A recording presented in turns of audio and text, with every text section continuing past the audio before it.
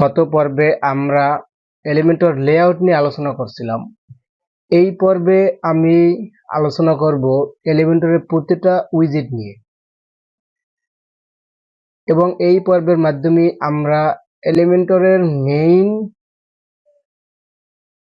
পর্বে চলে যাব। এই পর্বের মাধ্যমে আমরা এলিমেন্টরের মেইন পর্ব শুরু করব।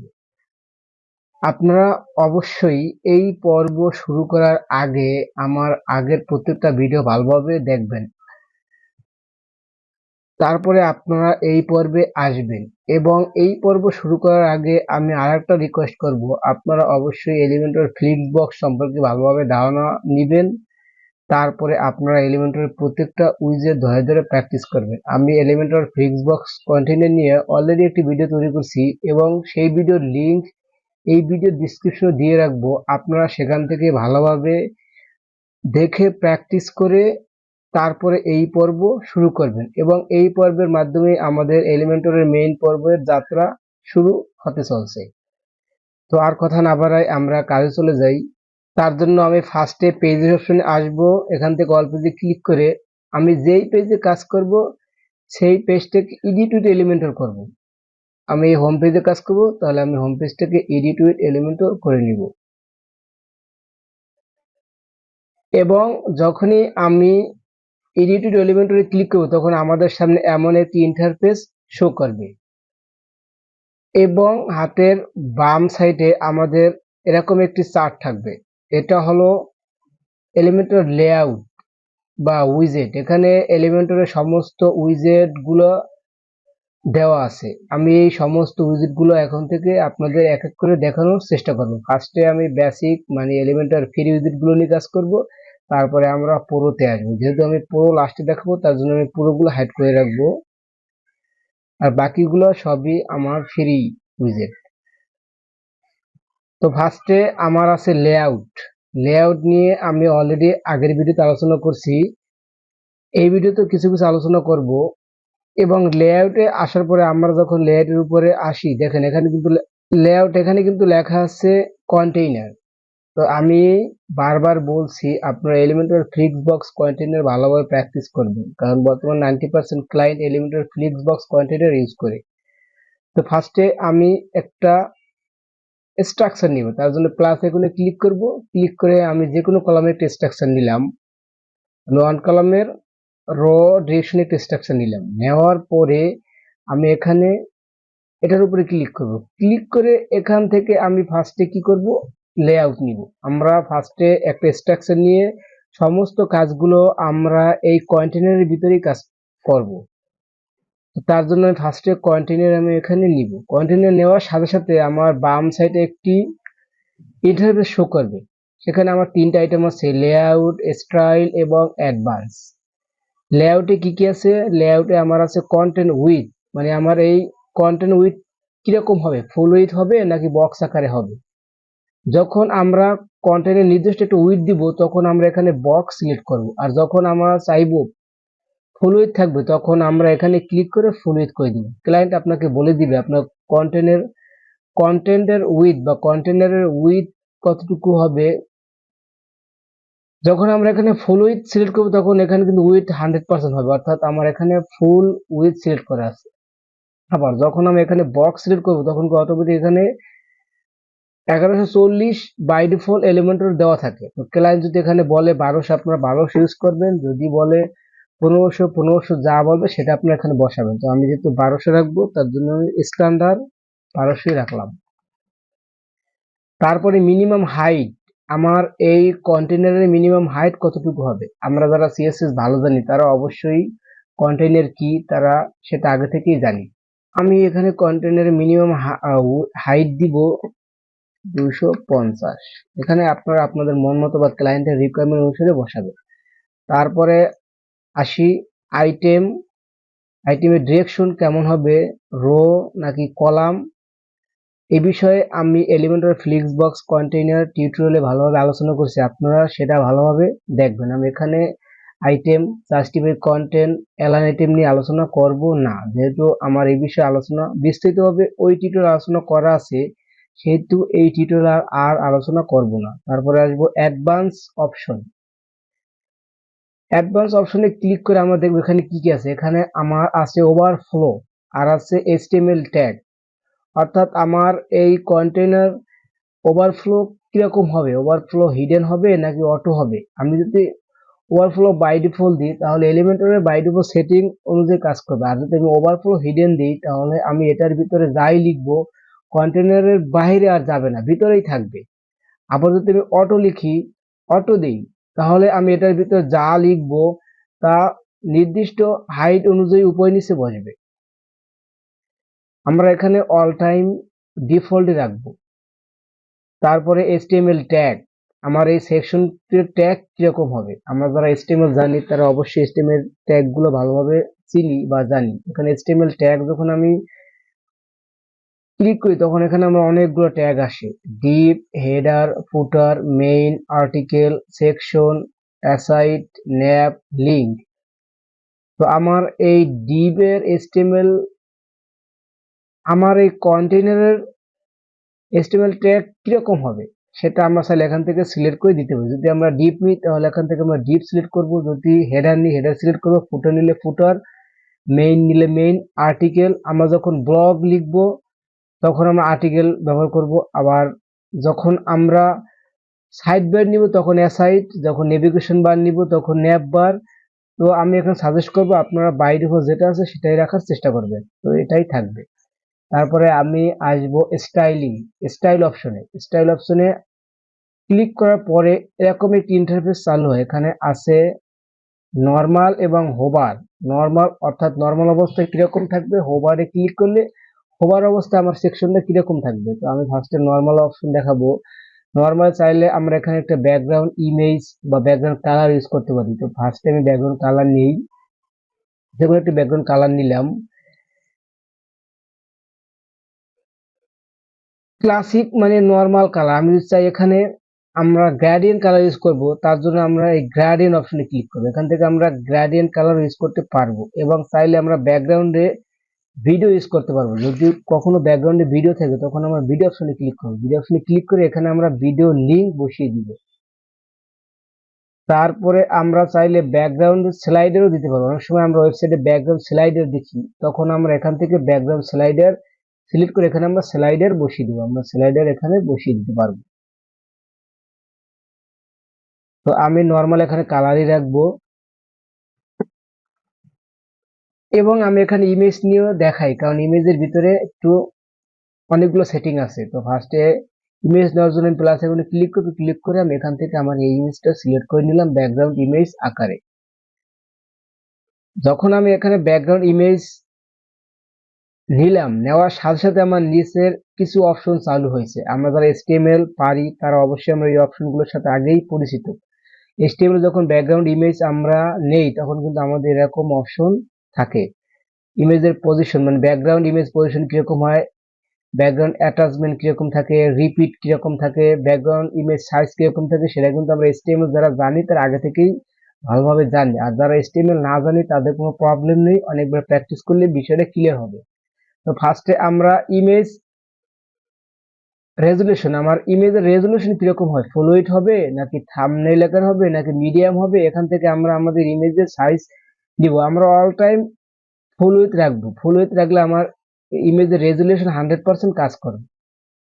তারপরে আমরা পজিশন, আমার ব্যাকগ্রাউন্ডের পজিশন কিরকম হবে, পজিশন অনেক, এখানে অনেক পজিশন আছে। সেন্টার সেন্টার আছে, লেফট সেন্টার, আমি যদি লেফট সেন্টার নিই তাহলে আমার লেফট এবং সেন্টারে কাজ করবে। আবার সেন্টার রাইট নিলে রাইট এবং সেন্টারে কাজ করবে। টপ সেন্টার আছে, টপ লেফট আছে, টপ রাইট। ক্লায়েন্ট আপনাকে যা বলবে আপনি এখান থেকে সেটাই সিলেক্ট করবেন। তো আমি এখান থেকে সেন্টার সেন্টার সিলেক্ট করবো যাতে আমার ইমেজটা ঠিকমতো আসে।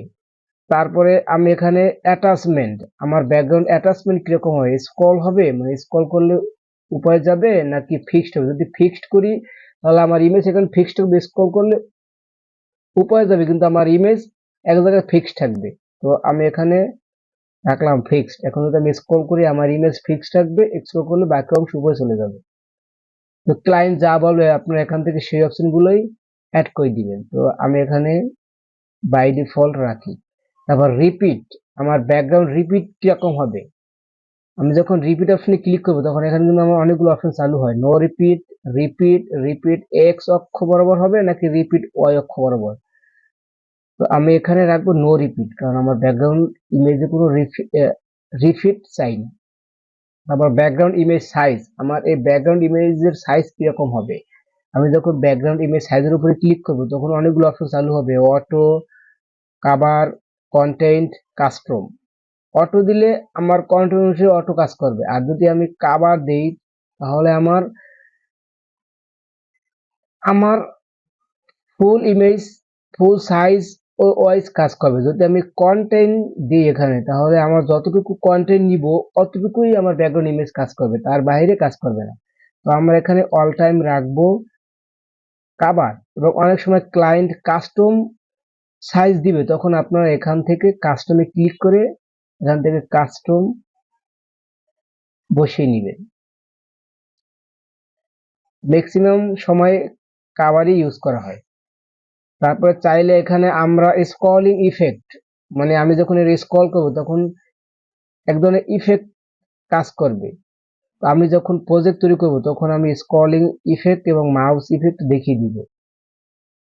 প্রজেক্ট তৈরি করলে মানে অনেকগুলো সেকশন নিলে ভালোভাবে স্ক্রল ইফেক্ট এবং মাউস ইফেক্ট বোঝা যায়।